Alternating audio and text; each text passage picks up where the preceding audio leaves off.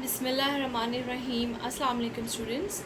Welcome to your class of critical thinking and reasoning, and I am your teacher Maria Fayaz. I am here with another lecture of critical thinking and reasoning.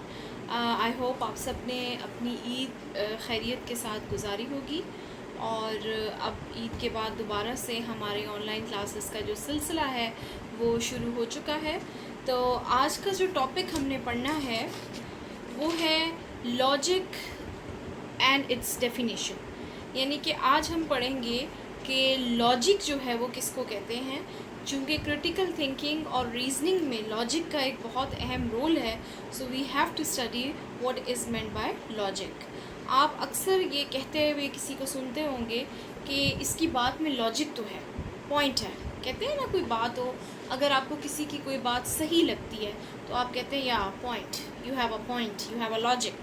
तो basically logic होता है reasoning, यानी किसी चीज़ की कोई valid वजह बताना। कोई चीज़ एग्जिस्ट करती है, क्यों करती है, नहीं करती तो क्यों नहीं करती, उसकी जो एग्जैक्ट वजह होती है उसको हम कहते हैं लॉजिक। ठीक है, जब आप कहते हैं 2 + 2 = 4, तो आप कैसे कह सकते हैं कि 2 + 2 = 4? You should have a logic that this is 2 and this is 2, 1 2 3 4, so it has to be 4। तो लॉजिक जो होता है, किसी भी हैपनिंग, कोई भी वाक़या या कोई भी बात जो वक़ू पज़ीर हो रही है या एग्ज़िस्ट करती है, उसकी एग्ज़िस्ट करने की या ना होने की जो एक वैलिड वजह होती है, यानी एक स्ट्रॉन्ग रीज़न होती है जिसको आप गलत करार नहीं दे सकते, उसको आप कहते हैं लॉजिक। ठीक है, ये तो एक हमारी आम जो अंडरस्टैंडिंग है लॉजिक की, ये वो है। Now let's come to the proper definition of logic. The term logic came from the Greek word logos, which is sometimes translated as sentence, discourse, reason, rule and ratio. Of course, these translations are not enough to help us understand the more specialized meaning of logic as it is used today. So what is logic? Briefly speaking, we might define logic as the study of the principles of correct reasoning. ठीक है जी, briefly speaking हम क्या कहेंगे logic को? We may define it as the study of principles of correct reasoning, यानी एक correct सही reasoning के जो प्रिंसिपल्स होते हैं उसको हम कहते हैं logic. This is a rough definition because how logic should be properly defined is actually quite a controversial matter. However, for the purpose of this tour, we thought it would be useful to give you at least some rough idea as to the subject matter you will be studying. So this is what we shall try to do. One thing you should note about this definition is that logic is concerned with the principles of correct reasoning. Studying the correct principles of reasoning is not same as studying the psychology of reasoning. Logic is the former discipline and it tells us how we ought to reason if we want to reason correctly. Whether people actually follow these rules of correct reasoning in an empirical matter, however, it is not the concern of logic. अच्छा जी, basically जो logic होता है वो किसी भी reasoning के पीछे क्या रूल्स होते हैं, प्रिंसिपल्स होते हैं, वो उसको डिफ़ाइन करता है। ठीक है, इन अदर वर्ड्स लॉजिक की जो एक डेफिनेशन है वो हम कह सकते हैं logic is the systematic study of valid rules of inference. ठीक है, इन्फरेंस कहते हैं कि किसी भी चीज़ को अखज़ करना। इन्फरेंस मीन्स अखज़ करना, यानी कि जब आप किसी भी चीज़ के होने या ना होने को जब करते हैं कि ये चीज़ है या ये चीज़ नहीं है, ठीक है, तो आप जो भी कंक्लूजन अखज़ करते हैं हम उसको कहते हैं इन्फरेंस। तो उस इन्फरेंस के क्या वैलिड रूल्स होते हैं हम उसको लॉजिक कहते हैं। For example, it is the relations that lead to the acceptance of one proposition on the basis of a set of other propositions. ठीक है, यानी अगर एक चीज़ प्रपोज की गई है उसको आपने कबूल किया है एक और चीज़ की प्रोपोजिशन की बेस पे। ठीक है, यानी you have accepted one thing because you have the logic to it, you have got another proposition to it. More broadly, logic is the analysis and appraisal of arguments. There is no universal agreement as to exact definition or boundaries of logic. यानी अभी तक कोई भी एक standard universal definition logic की नहीं आ सकी।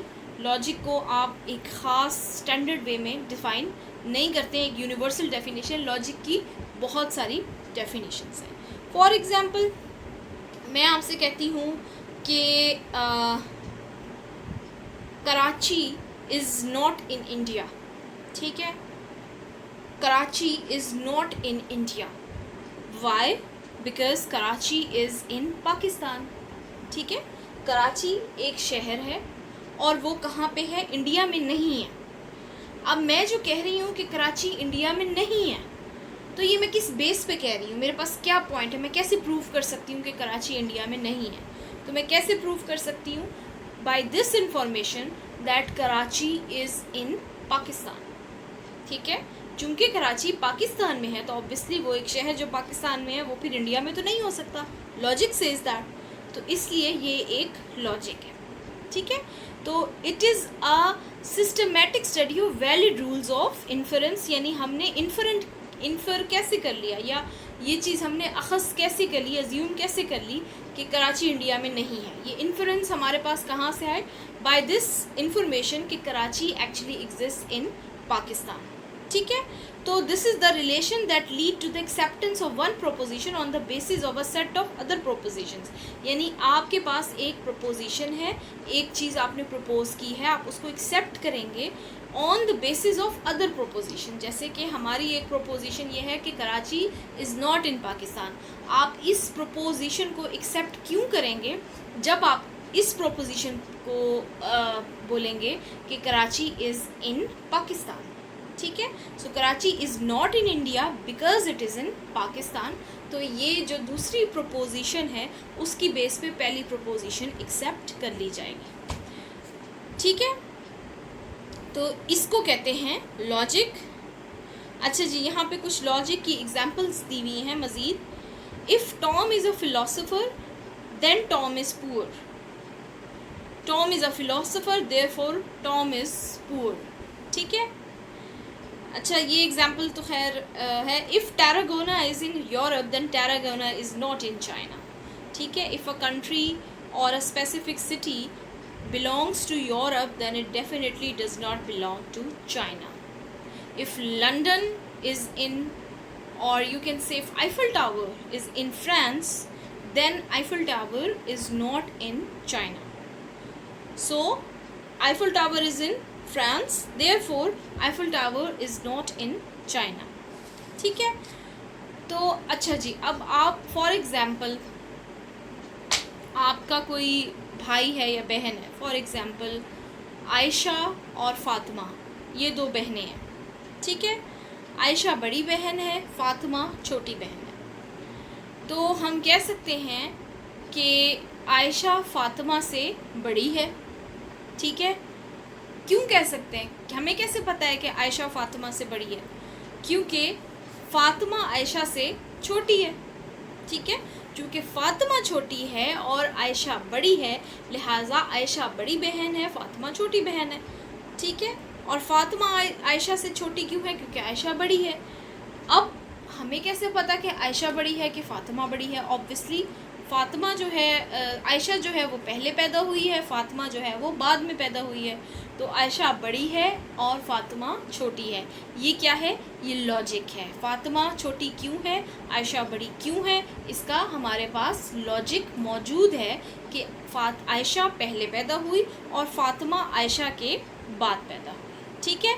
ये लॉजिक है। इसी लॉजिक की वजह से हम इस प्रोपोजिशन को एक्सेप्ट कर लेंगे, यानी जो हम बात कह रहे हैं, जो प्रपोज कर रहे हैं, हम उस बात को एक्सेप्ट कर लेंगे क्योंकि हमारे पास इसको एक्सेप्ट करने के लिए लॉजिक मौजूद है, ठीक है।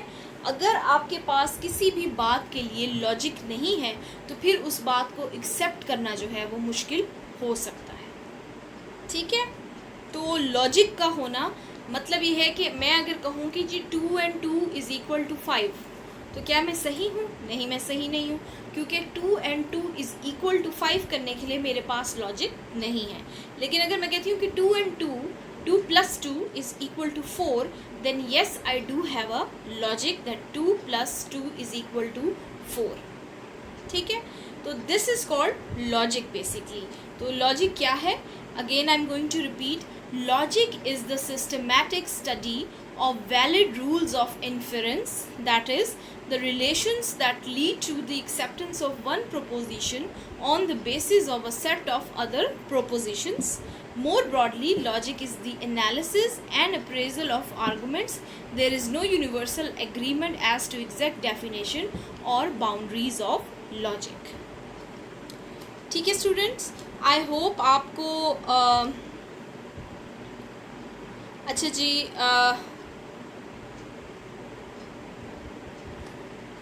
आई होप आपको लॉजिक की डेफिनेशन समझ आ गई होगी कि लॉजिक क्या होता है। Basically it's a set of the study of the principles of reasoning, कि आप किस बेस पर कोई रीजनिंग करते हैं, यानी आप किसी एग्जिस्टेंस को किस तरह से रीज़न करते हैं, यानी उसका क्या आप उसकी वजह बयान करते हैं। ठीक है, ये होता है लॉजिक। तो आई होप आपको आज का लेक्चर जो है वो समझ आ गया होगा, आपको लॉजिक की डेफिनेशन समझ आ गई होगी, और आपकी बुक के मुताबिक ये चैप्टर नंबर 2 है। ठीक है, डिफाइनिंग लॉजिक, ये वाला चैप्टर है। और इसके अलावा जो नोट्स हैं वो भी मैं आपको इसके ग्रुप में सेंड कर दूँगी। ठीक है, आप इसको अच्छी तरह पढ़ लीजिएगा। कोई बात या कोई क्वेश्चन हो माइंड में तो आप मुझसे पूछ लीजिएगा। बाकी जो कल का टॉपिक है definition and role of arguments, इसको थोड़ा सा पढ़ लीजिएगा। And if there is any question in your mind regarding this topic then you may ask me. ठीक है students, thank you so much. I will see you tomorrow with your next lecture. Take care and Allah Hafiz.